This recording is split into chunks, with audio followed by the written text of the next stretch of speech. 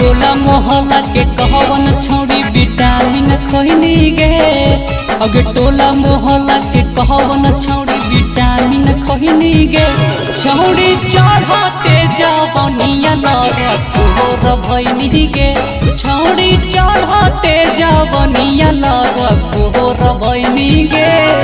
अगे गलिए गलिए छौड़ी तू तो झगड़ा करैनी गे। अगे गलिए गलिए छौड़ी तू तो झगड़ा करैनी गे। छौड़ी चढ़ते जवनिया लरकोर भैनी गे। छौड़ी चढ़ते जवनिया लरकोर भैनी गे।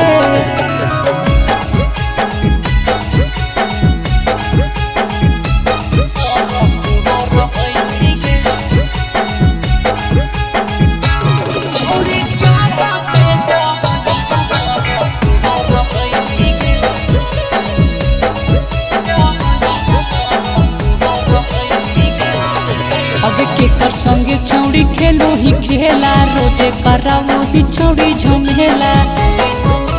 हे गे छौड़ी केकर संगे छौड़ी खेलो ही खेला रोजे करावो ही छौड़ी झमेला। अगे जादो जी के नाला पजा के पानी पीली गे। चंद्रवंशी जी के नाला पजा के पानी पीली गे। छौड़ी चढ़ते जवनिया लरकोर भैनी गे। छौड़ी चढ़ते जवनिया लरकोर भैनी गे।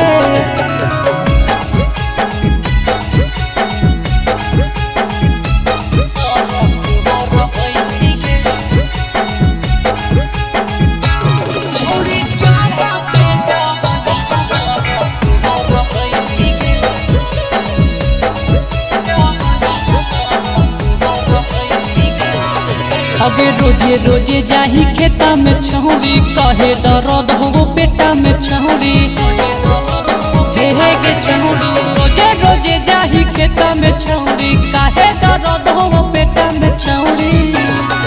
अगे यही राख टहल में छौड़ी मजा उठोहिनी गे। यादो जी के खटाल में छौड़ी मजा उठोहिनी गे। छौड़ी चढ़ते जवनिया लरकोर भैनी गे। छौड़ी चढ़ते जवनिया लरकोर भैनी।